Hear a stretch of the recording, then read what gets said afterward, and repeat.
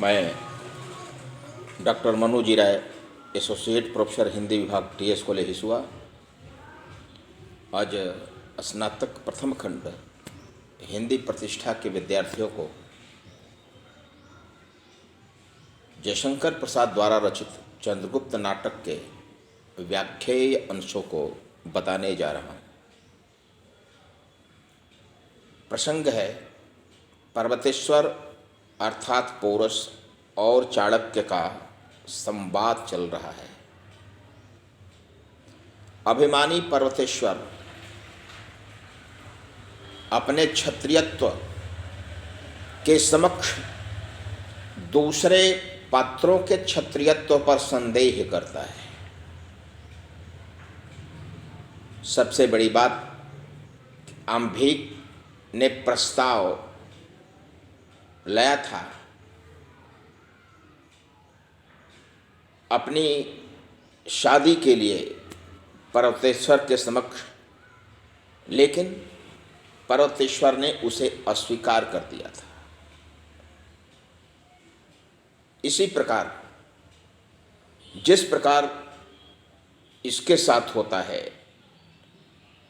पर्वतेश्वर को कहता है आचार्य चाणक्य कि यवन सैनिक आपके राज्य पर आक्रमण करने वाले हैं, अंभिक उसकी मदद कर रहा है।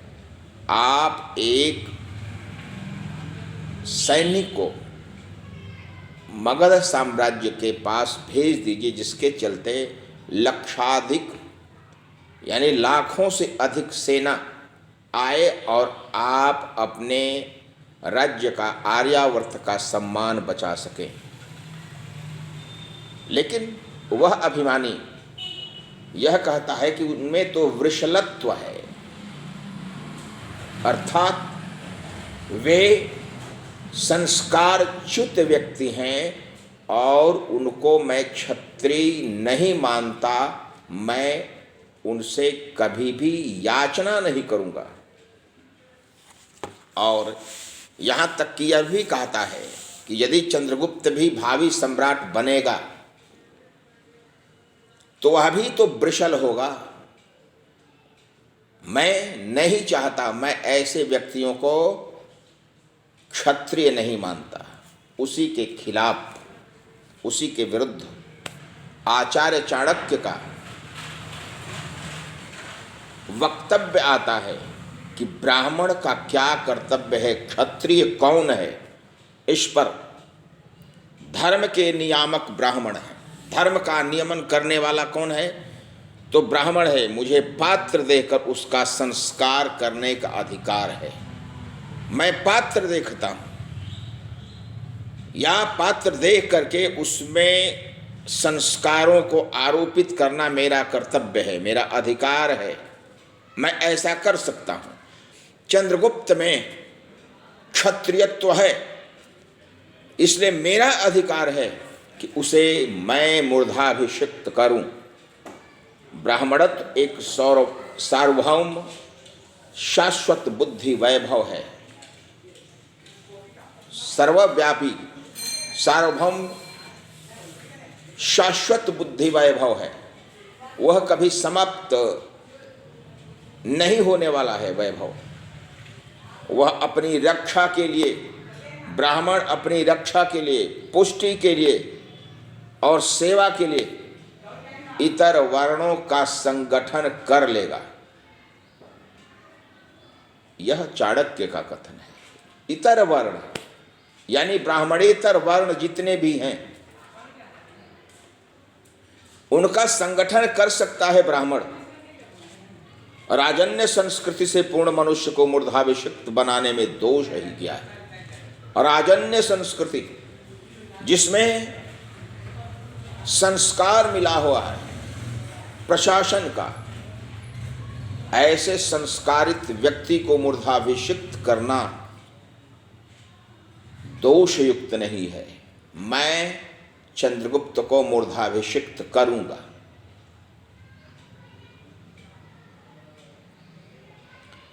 और पर्वतेश्वर पुनः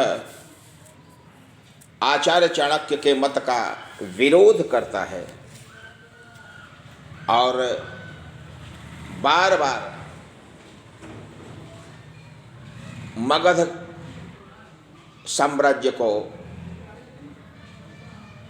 चंद्रगुप्त को इत्यादि को वह शूद्र शासन के अंतर्गत मानता है। और तब चाणक्य कहता है, तभी तो ब्राह्मण मगध को क्षत्रिय शासन में ले आना चाहता है। मगध का शासन अभी बौद्ध शासन हो गया है। महापद्मनंद बौद्ध धर्म में दीक्षित हो गया है, अहिंसा का प्रचारक बन गया है, कामी लपटी हो गया है, जिसके लिए कहा गया है कि क्षत्रिय के शस्त्र धारण करने पर आर्तवाणी नहीं सुनाई पड़ती। यदि क्षत्रिय है तो वह आर्तवाणी को, किसी की आह को सुनने का अवसर नहीं देता। यानी उसके शासन काल में आह की आवाज नहीं आती। मौर्य चंद्रगुप्त वैसा ही क्षत्रिय प्रमाणित होगा। जो चंद्रगुप्त मौर्य है वह ऐसा ही क्षत्रिय प्रमाणित होगा और मैं उसे मूर्धाभिषिक्त करूंगा। यह कहना है आचार्य चाणक्य का। इसी कारण वह उसके राजन्य संस्कार को देख करके यह चाहता है कि आर्यावर्त की जो संयुक्त वाहिनी होगी उसका नेतृत्व करने वाला कोई दूसरा नहीं बल्कि एकमात्र चंद्रगुप्त होगा। अब दांडयायन का प्रसंग है, जो सिंधु नद के तट पर दांडयायन अपने आश्रम में रह रहा है और इसी बीच में सिकंदर का दूत एनिसाक्टिस आता है, उसे प्रलोभन देता है, उसे भयभीत करता है कि आप आशीर्वाद दें सिकंदर को विश्व विजयी होने का।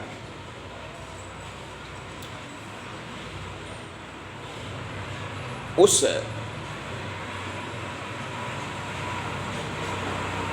आशीर्वाद को एनिसाक्टिस के समक्ष में आचार्य चाणक्य अभिव्यक्त नहीं करता। वह कहता है कि मैं प्रकृति के प्रदत्त उपहार को खान और पान के रूप में स्वीकार करता हूँ। हम पर किसी का शासन नहीं हो सकता।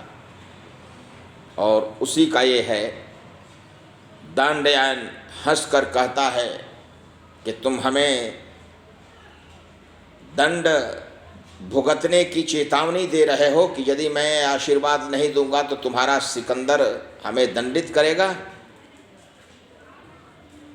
औपनिषदिक शब्द भूमा शब्द का प्रयोग करते हुए वह चाणक्य कहता है, भूमा का सुख और उसकी महत्ता का जिसको आभास मात्र हो जाता है उसको ये नश्वर चमकीले प्रदर्शन नहीं अभिभूत कर सकते दूत। यानी भूमा का सुख और उसकी महत्ता का आभास मात्र जिसको प्राप्त हो जाए, आभास हो जाए कि यह भूमा का सुख है, उसको चमकीले ये प्रदर्शन अभिभूत नहीं कर सकते। भूमा क्या है?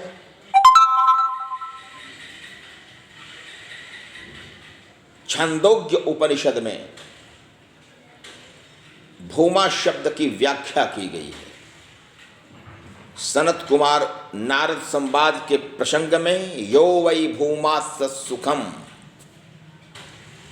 यानी जो भूमा है वही सुख है। यो वै भूमा तत्सुखम न सुखम अल्पे मस्ती, जो भूमा है वही सुख है, थोड़े में अल्प में सुख नहीं है।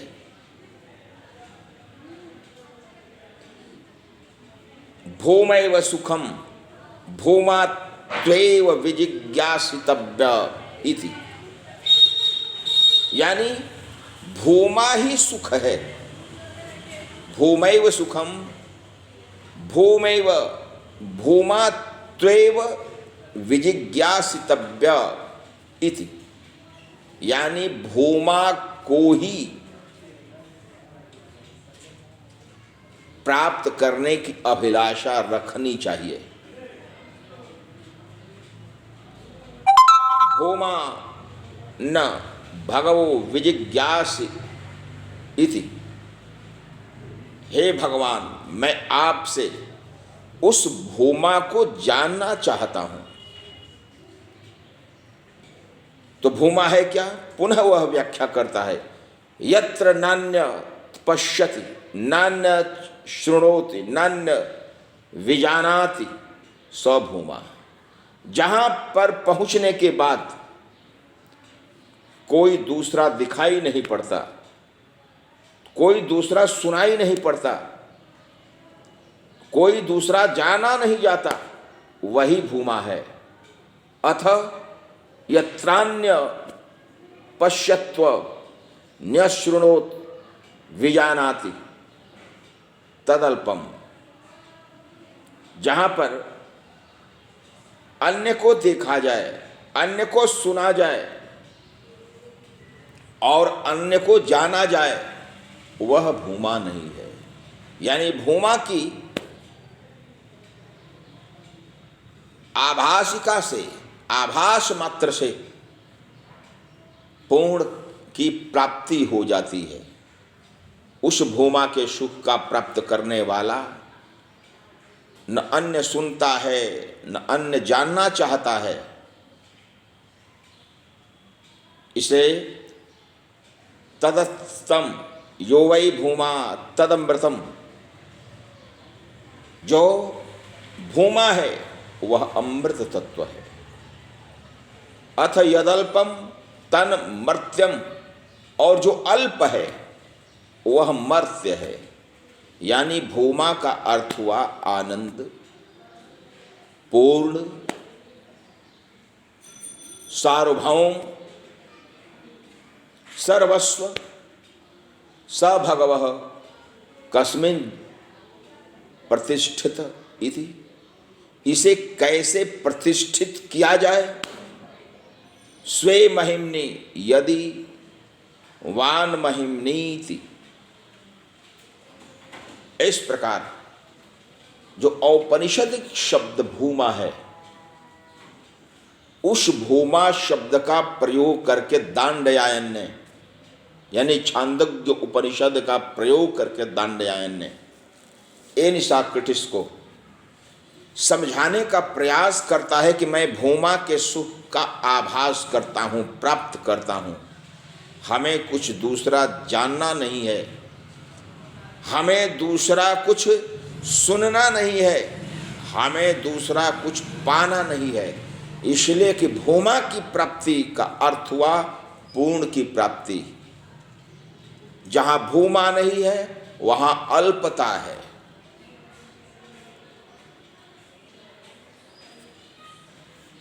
और तब वह कहता है, वह किसी बलवान की इच्छा का क्रीड़ा कंदुक नहीं बन सकता। तुम्हारा अलक्षंद्र या सिकंदर बलवान है और भूमा का सुख प्राप्त करने वाला यह दांडयायन उसके समक्ष फुटबॉल की गेंद नहीं बनना चाहता है कि जब चाहे मार दें, जब चाहे उड़ा दें। तुम्हारा राजा अभी झेलम भी नहीं पार कर सका है, फिर भी जगत विजेता की उपाधि लेकर जगत को वंचित करता है। तुम्हारा जो राजा है अभी झेलम नद को पार नहीं किया है और जगत विजेता बन रहा है। पूरा आर्यावर्त तो अभी शेष है। मैं लोभ से, पुनः प्रमुख है, मैं लोभ से, सम्मान से या भय से, तीन प्रकार का कारण बताता है। मैं उत्कोच की प्राप्ति के लिए, अर्थात अर्थ की प्राप्ति के लिए, रिश्वत की प्राप्ति के लिए, घोष की प्राप्ति के लिए, सम्मान की प्राप्ति के लिए या भय की प्राप्ति के लिए किसी के पास नहीं जा सकता। मैं लोभ हेतु, सम्मान हेतु और भय से बचने के लिए किसी के पास नहीं जा सकता। यानी 3 कारणों से हमें प्रभावित नहीं किया जा सकता। पहला लोभ, दूसरा सम्मान और तीसरा भय।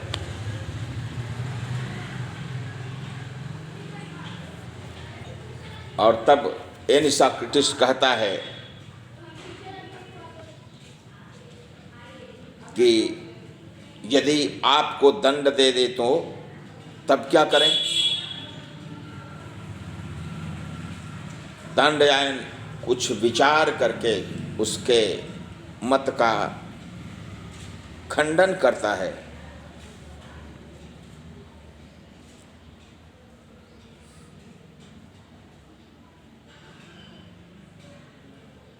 मेरी आवश्यकताएं परमात्मा की विभूति प्रकृति पूरा करती है। वो कहता है कि तुम्हारा राजा हमें दंडित क्या करेगा? मैं प्रकृति के द्वारा, प्रकृति ईश्वर ने प्रदान की है और मैं प्रकृति से ही अपनी आवश्यकताओं की पूर्ति करता हूं। उसके रहते दूसरों का शासन हम पर कैसे होगा? समस्त आलोक, चैतन्य और प्राण शक्ति प्रभु की दी हुई है। मृत्यु के द्वारा वही इसको लौटा लेता है। जिस वस्तु को मनुष्य दे नहीं सकता उसे ले लेने की स्पर्धा से बढ़कर दूसरा दंभ नहीं। तुम्हारा राजा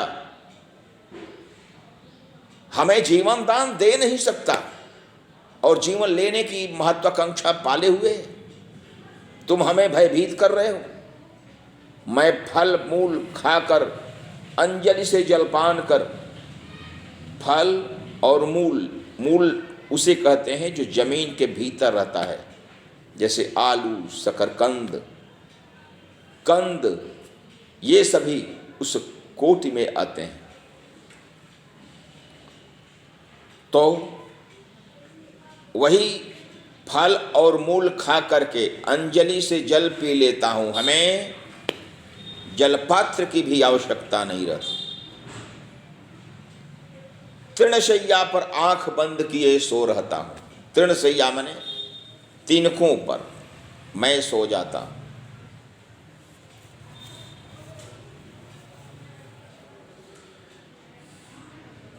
जिस वस्तु को मनुष्य दे नहीं उसे ले लेने की स्पर्धा से बढ़कर दूसरा दम बने। मैं फल मूल खाकर, अंजलि से जलपान कर, तृणशैया पर आंख बंद किए सो रहता हूं।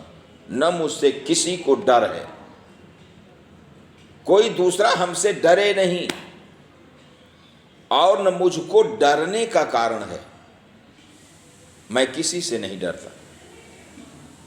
तुम ही यदि हठात मुझे ले जाना चाहो तो केवल मेरे शरीर को ले जा सकते हो।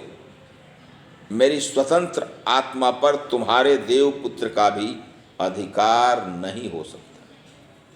यानी हम पर, हमारे शरीर को तुम ले जा सकते हो अपने देवपुत्र राजा के पास, लेकिन मेरी आत्मा पर तुम्हारे देवपुत्र का भी अधिकार नहीं हो सकता।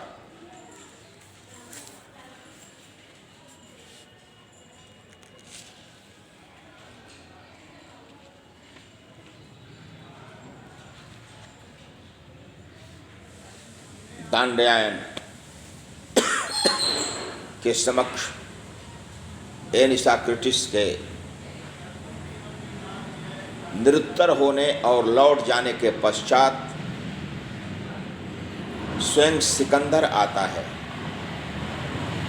और सिकंदर से भारतीय दार्शनिक दंडयायन का संवाद होता है, वही सिंध नद के किनारे। और तब वह कहता है जय घोष तुम्हारे चारण करेंगे। वह कहता है कि मुझे आशीर्वाद दीजिए कि मैं जब विजयी बन जाऊंगा आर्यावर्त पर तो आपके दर्शन करूंगा लौटते समय। वही कहता है कि जय घोष तुम्हारे चारण करेंगे, सेवक करेंगे। हत्या, रक्तपात और अग्निकांड के लिए उपकरण जुटाने में मुझे आनंद नहीं। हत्या, रक्तपात और अग्निकांड के लिए उपकरण जुटाने में मुझे आनंद नहीं। विजय तृष्णा का अंत पराभव में होता है। अलक्षंद्र, विजय की जो प्यास तुम्हारी है कि हमें बार बार विजय मिलनी चाहिए, और इस विजय की चाह अंत में पराभव में बदल जाती है, अपमान में बदल जाती है, हार में बदल जाती है।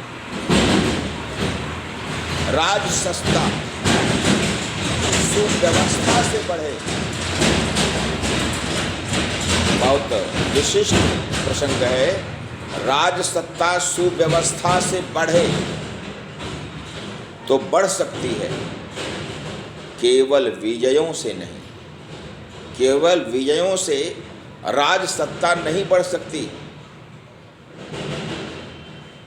इसलिए अपनी प्रजा के कल्याण में लगो, अपनी प्रजा के कल्याण में लग जाओ, उससे तुम्हारा भला होगा। लेकिन दांडयायन के इन दार्शनिक मतों का, दार्शनिक विचारों का अलक्षंद्र पर कोई असर नहीं होता। लेकिन एक विचित्र बात है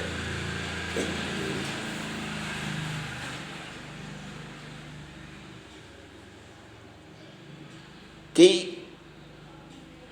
कार्नेलिया जो अलक्षंद्र के सेनापति सेल्यूकस की बेटी है, वह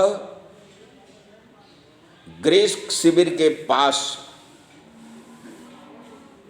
सिंध नद के किनारे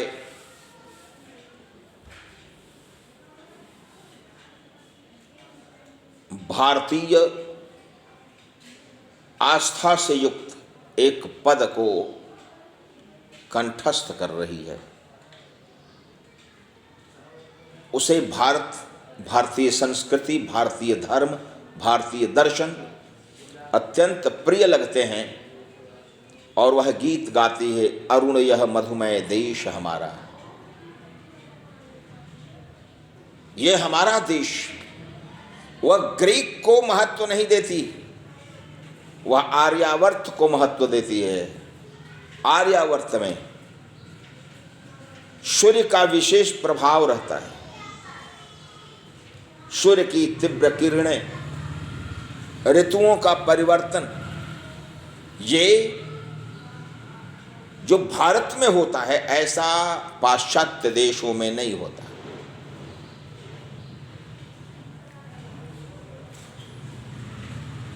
यह गीत है, अरुण यह मधुमय देश हमारा। यह हमारा देश है, मधु से युक्त है, सुख से युक्त है, मिठास से युक्त है। मधु का अर्थ शहद ही नहीं होता है, मधुमय है, मधु से भरा हुआ है, सुख से भरा हुआ है। जहां पहुंच अनजान क्षितिज को मिलता एक सहारा। इस आर्यावर्त में एक अनजान क्षितिज को भी सहारा मिलता है। ऐसा लग रहा है कि वह अपने को ही मान रहे कि मैं अनजान क्षितिज हूं आर्यावर्त के लिए, लेकिन हमें भी एक सहारा मिलेगा। इस नाटक के अंत में उसको सहारा मिलता है भारतीय युवक चंद्रगुप्त के रूप में। चंद्रगुप्त भावी भारत का सम्राट बनता है और चाणक्य की ही अभिलाषा के अनुकूल कार्नेलिया को भारत की साम्राज्ञी बनाया जाता है। सरस तामरस गर्भ विवाह पर नाच रही तरुशिखा मनोरस। रस युक्त ताम्र वर्ण के समान जो विभा से युक्त है, उस पर तरुशिखा नृत्य कर रही है। होता क्या है कि सुबह में अरुण सूर्य उसको कहा जाता है जो उदीयमान होता है। जो दोपहर का सूर्य होता है उसे तरुण सूर्य कहते हैं। तो उदीयमान सूरज की पहली किरण पेड़ों की फुनगियों पर जाती है और हरे रंग के पत्ते जब सूर्य की प्रथम किरण से युक्त होते हैं, नए नए पत्ते तो ताम्र वर्ण के समान हो जाते हैं। सरस तामरस गर्भ विवाह पर नाच रही तरुशिखा मनोहर। जो तरु की शिखा है, चोटी है, नए नए किशलय पत्ते हैं, वे नृत्य कर रहे हैं। छिटका जीवन हरियाली पर मंगल कुंकुम सारा। जीवन की हरियाली, जीवन का बचपन अंकुरण है। हरियाली मध्यावस्था यानी युवावस्था है और पतझड़ बुढ़ापा है। यह ध्यान रखा जाए। मनुष्य जीवन का जो अंकुरण है वह बचपन है। मध्यावस्था या युवावस्था हरियाली है और पतझड़ बुढ़ापा है। तो छिटका जीवन हरियाली पर मंगल कुंकुम सारा। मंगल कुंकुम सब छिड़क दिए गए हैं। लघु सुर धनु से पंख पसारे। भावनात्मक रूप से कार्नेलिया चंद्रगुप्त से प्रभावित हो चुकी है और इस प्रभाव के कारण उसके जीवन की हरियाली पर मंगल कुंकुम बिखेर दिए गए हैं। भावनात्मक आकर्षण, भावनात्मक संयोग उसका चंद्रगुप्त से हो रहा है। उड़ते खगज सोर मुंह किए समझ नीड़ निज प्यारा।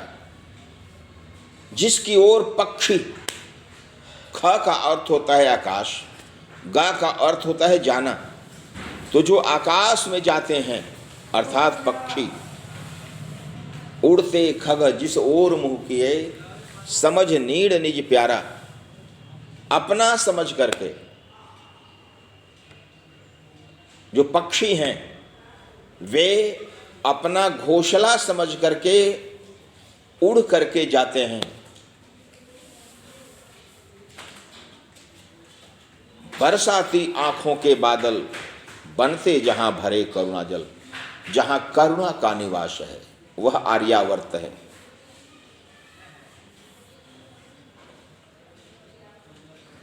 मेघ बरसते हैं अर्थात वहां पर ये आर्यावर्त में प्रकृति ही करुणाद्र हो करके जल की वृष्टि करती है। लहरें टकराती अनंत की पाकर जहां किनारा। भारत का 3 क्षेत्र करीब करीब समुद्र से घिरा हुआ है। पश्चिमी क्षेत्र, दक्षिणी क्षेत्र और पूरब का आधा क्षेत्र घिरा हुआ है समुद्र से। उसी के बारे में कहता है,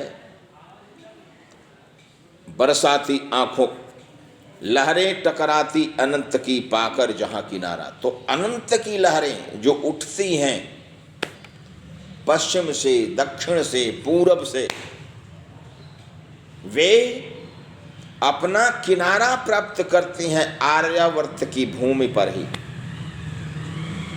हेम कुंभले उषा सवेरे, जो उषा है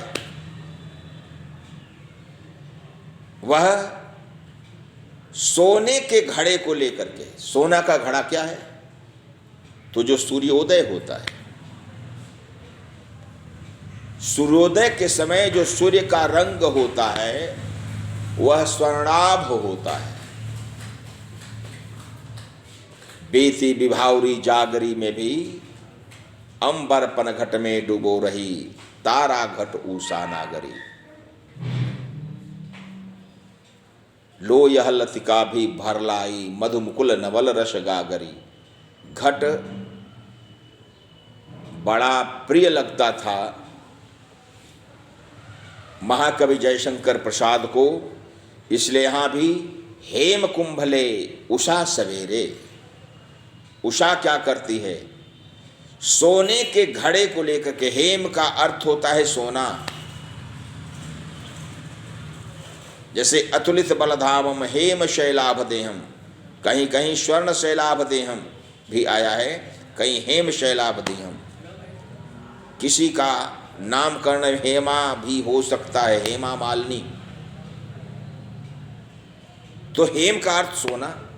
हेम कुंभ सोने के घड़े अर्थात बाल सूर्य को लेकर के उषा सवेरे ढल भरती ढुलकाती सुख मेरे। आर्यावर्त में सुख की वृष्टि करती है, सुख को बहाती है। मदिर ऊंघते रहते जब, मदिर माने मद से युक्त, जिस समय रात भर के जगे हुए तारा ऊंघते रहते हैं, उसी समय वह सुख की वर्षा करती है। बीती विभावरी जागरी में भी इसको देखा जा सकता है, भाव की समानता है। अंबर पन घट में डूबो रही, तारा घट उषा नागरी। उषा नागरी वहां भी तारा रूपी घड़ों को आकाश रूपी पन घट में डुबा रही है। यहां भी वही बात है, हेम कुंभले उषा सवेरे, भरती ढुलकाती सुख मेरे। मदिर ऊंघते, मदिर का मंदिर नहीं है, मदिर यानी मद से युक्त। ऊंघते रहते जब, जग कर रजनी भर तारा।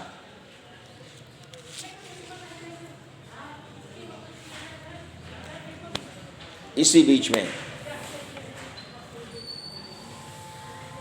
फिलिप्स आता है, जो कार्नेलिया के पिता सेनापति हैं, उनके द्वारा नियुक्त एक क्षत्रप है। वह कार्नेलिया से व्यभिचार करना चाहता है, उसका हाथ पकड़ना चाहता है। कार्नेलिया बचाओ बचाओ की आवाज देती है। चंद्रगुप्त का प्रवेश होता है, चंद्रगुप्त द्वंद्व युद्ध करता है, फिलिप को परास्त कर देता है और फिलिप परास्त होकर के आग्रह करता है कार्नेलिया से कि इस घटना को भूल जाना। लेकिन जिस प्रकार से एक शायर ने कहा है, भुलाने की कोशिश बहुत कर रहा हूं मगर याद करने को जी चाहता है। तो यही कहती है, सोच रही है, स्वगत कथन है। एक घटना हो गई, फिलिप्स ने विनती की उसे भूल जाने की। उस समय चंद्रगुप्त निकल जाता है तो वह स्मरण करती है, किंतु उस घटना से और भी किसी का संबंध है, उसे कैसे भूल जाऊं। यानी फिलिप की घटना को मैं भूल जाती हूं तो मुझे चंद्रगुप्त को भी भूलना पड़ेगा, जो हमारे पास आया था। उन दोनों में श्रृंगार और रौद्र का संगम है। उन दोनों में श्रृंगार और रौद्र का संगम है। वह भी आह कितना आकर्षक है। श्रृंगार और रौद्र का संगम है किसमें? चंद्रगुप्त में और फिलिप में। चंद्रगुप्त को वह श्रृंगार का रूप मानती है। स्त्री के लिए श्रृंगार उसका पति ही होता है। वह भी आह कितना आकर्षक है, कितना आकर्षक है चंद्रगुप्त। चंद्रगुप्त के जाने के बाद, उसके द्वारा बचाए जाने के बाद वह अश्मण करके कहती है कितना तरंग संकुल है। तरंग से युक्त है। संकुल का अर्थ होता है केंद्र। तरंग का केंद्र है चंद्रगुप्त। इसी चंद्रगुप्त के लिए ना उस साधु ने भविष्यवाणी की है भारत सम्राट होने की। यानी भारत सम्राट होने की उस सन्यासी ने, दंडयायन ने घोषणा की है कि यही भारत का सम्राट होगा, तुम नहीं बनोगे। दंडयायन, उसमें कितनी विनयशील वीरता है। वीरता दो प्रकार की होती है। एक अविनीत वीरता, किसी को मार देना, पीट देना, लेकिन किसी का सम्मान करते हुए दुष्ट को पराजित कर देना, मार देना, यह विनयशील वीरता है। वह चाहता तो फिलिप को मार सकता था, लेकिन फिलिप को उसने जीवन दान कर दिया। वीरता उसमें थी। चाहता तो मुझे हर करके ले जा सकता था, लेकिन उसने वीरता का प्रयोग किया मुझे बचाने के लिए।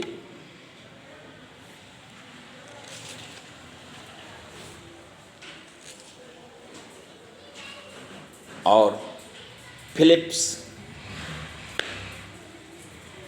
जाकर के सिकंदर सेल्यूकस के समक्ष शिकायत करता है कि जो आपकी बेटी है, सच्चाई है कि भारत के समर्थन में है और आपसे विद्रोह कर रही है। वह एक सन्यासी के यहाँ भारतीय धर्म, दर्शन और संस्कृति का अध्ययन करने के लिए जाती है। उसी का कह रहा है। क्यों साहस होता? इनकी कन्या दंडयायन के आश्रम पर भारतीय दर्शन पढ़ने जाती है। सिकंदर भी उपस्थित है, सेल्यूकस भी है और फिलिप्स भी है। फिलिप्स कहता है कि इनकी बेटी दंडयायन के आश्रम पर भारतीय दर्शन पढ़ने जाती है, इंडियन फिलोसफी, भारतीय संगीत सीखती है। जो अरुण यह मधुमेह देश हमारा मैंने बताया, यह एक गीत है, टेक युक्त गेय पद शैली, और इसको कंठस्थ उसने किया है। स्वर के आरोह और अवरोह से यह युक्त गीत है।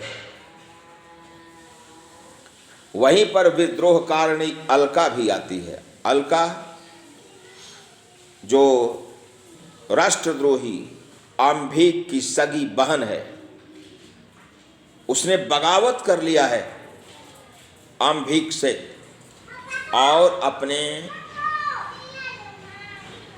क्षेत्र के सम्मान के लिए आर्य पताका लेकर के घूम रही है। और चंद्रगुप्त के लिए यह जनरव फैलाया गया है कि यही भारत का भावी सम्राट हो। कि चंद्रगुप्त के लिए लोक श्रुति फैला दी गई है कि भारत का सम्राट यही होगा।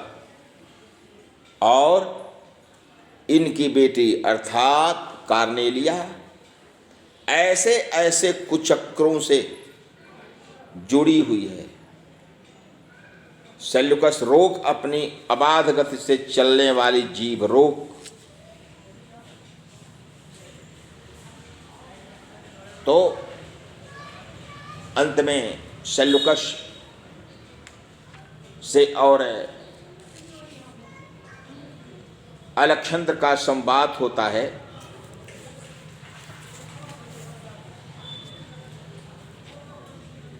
अचानक सिकंदर के समक्ष चंद्रगुप्त का संपर्क होता है और चंद्रगुप्त सिकंदर के इस प्रश्न का कि तू गुप्तचर है जवाब देता है, नहीं कदापि नहीं, अवश्य ही यहाँ रहकर यवन रणनीति से मैं कुछ परिचित हो गया हूँ। क्योंकि तक्षशिला में चंद्रगुप्त विद्या अध्ययन कर रहा है और तक्षशिला अलेक्जेंडर के स्वामी भक्त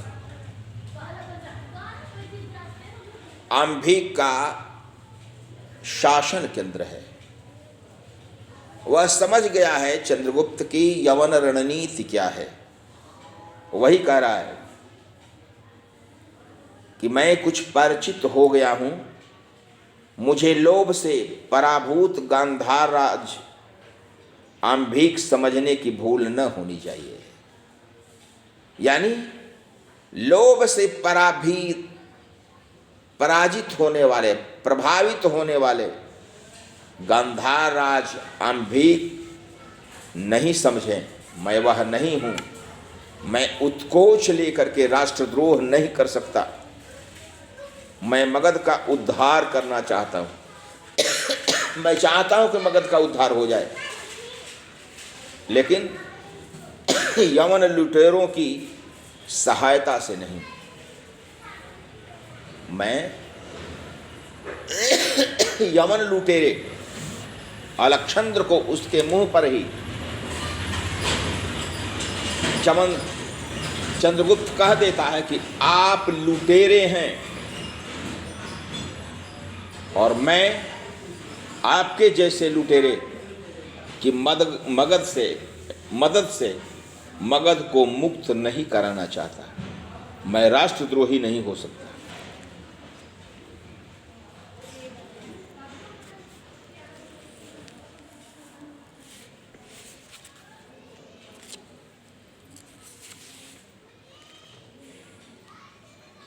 चाणक्य अपने विद्यार्थियों के बीच यह उपदेश देता है कि आप पराजित क्षेत्रों में या विजित होने वाले क्षेत्रों में जाएं, नटनटी बन करके, सपेरा बन करके, मदारी बन करके, और इस सिकंदर के कुशासन के विरुद्ध में जनाक्रोश फैलाएं।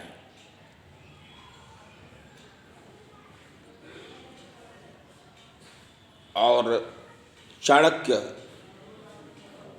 कहता है, सिंहड़ संकेत करता है कि इधर से घेरा गया है, उधर से घेरा गया है भारत को। तो चाणक्य उसका जवाब देता है, उसकी चिंता नहीं, पौधे अंधकार में बढ़ते हैं और मेरी नीतिलता भी उसी भांति विपत्ति तम में लहलही होगी। जब विपत्ति आएगी तभी मेरी जो नीति है वह लहलहाएगी, संपत्ति में नहीं। जिस प्रकार से पौधे अंधकार में बढ़ते हैं, उसी प्रकार से मेरी नीति विपत्ति में बढ़ती है। हाँ, केवल शौर्य से काम नहीं चलेगा।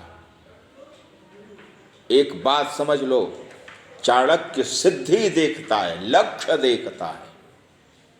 साधन चाहे कैसे ही हो, साधन जुटाना मेरा कर्तव्य है, सिर्फ लक्ष्य अच्छा होना चाहिए। साधन जैसे भी हो, लक्ष्य की प्राप्ति होनी चाहिए, विजयश्री मिलनी चाहिए। विजयश्री ही एकमात्र लक्ष्य है वीरों का, और विजयश्री मिलनी चाहिए। उसके लिए साधन जैसे हो मैं जुटाऊंगा। बोलो तुम लोग प्रस्तुत हो? अपने शिष्यों से कहता है कि बोलो तुम लोग तैयार हो? सब लोग कहते हैं कि हाँ हम तैयार। तब चाणक्य कहता है सिंहरण और अलका को नट और नटी बनना पड़ेगा। चंद्रगुप्त बनेगा सपेरा और मैं ब्रह्मचारी। चूंकि मैंने बताया है कि सिंहरण की प्रेमिका अलका है, इसलिए नट और नटी के रूप में दोनों बनेंगे। सपेरा बनेगा चंद्रगुप्त और चाणक्य बनेगा ब्रह्मचारी। देख रहे हो चंद्रगुप्त पर्वतेश्वर की सेना में जो एक गुल्म अपनी छावनी अलग डाले हैं, वे सैनिक कहां के हैं? यानी एक अलग शिविर है। वो कहां के हैं सैनिक नहीं जानता, अभी जानने की आवश्यकता भी नहीं। हम लोग उसी सेना के साथ अपना स्वांग रखेंगे, अभिनय करेंगे, वही हमारे खेल होंगे। चलो हम लोग चले, देखो वह नवीन गुल्म का युवक सेनापति जा रहा है। तो उसके बाद जो भारतीय सैनिक विभिन्न क्षेत्रों के पैसे के लोभ में, अर्थ के लोभ में सिकंदर के पक्ष में गए थे, उनको विद्रोही बना देता है चाणक्य। नट नटी सपेरा और ब्रह्मचारी के रूप को धारण करवा करके, और वही सिकंदर के भारतीय सैनिक सिकंदर के यवन सैनिकों का वध करते हैं, और जो क्रांति फैलती है उसमें सिकंदर की सेना क्रमशः कमजोर होती है। शेष अगले दिन। धन्यवाद।